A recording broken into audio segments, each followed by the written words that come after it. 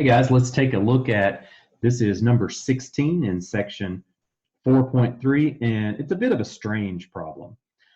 It's wanting us to look at g of x is equal to 4x to the 9th plus 4x to the 7th plus 4x. Now, it says, in addition, determine which critical points identify any local maximum or minimum. So first of all, we're supposed to determine any critical point. So that's when the derivative is either equal to 0 or where it fails to exist. We know the derivative is never going to fail to exist for a polynomial function. So the only critical points you're going to get is when the derivative would equal 0.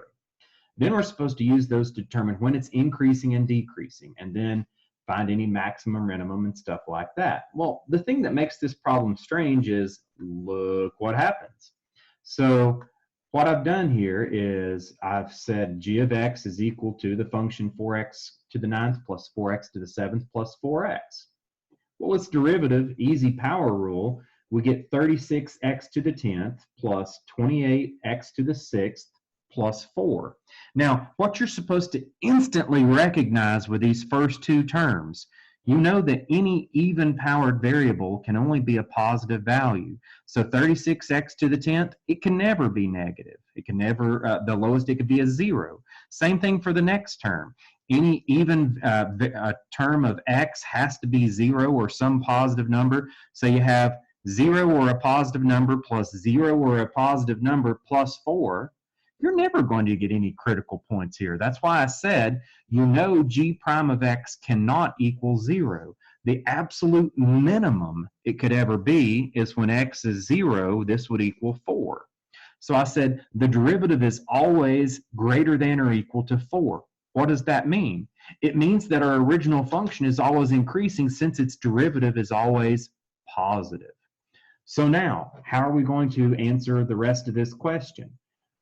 So first of all, for the critical points, it says if there are no critical points, put D and E for does not exist. There are no critical points here. So I'll hit the D and E. Increasing intervals. Everywhere it's increasing.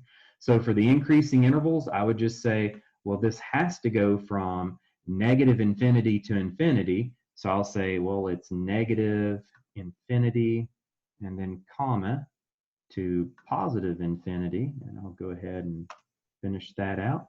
For the decreasing intervals, never, so I'll do their D and E. Local minima, it never has a minimum. D and E, it's increasing forever. Local maximum, never, it keeps on going up and up and up forever and ever and ever, never attains a maximum value. So this problem, it's just a little strange in that since there's no critical points, the function never changes shape. You never take on any maximum or minimum values, but this should be what they want. Let's check it.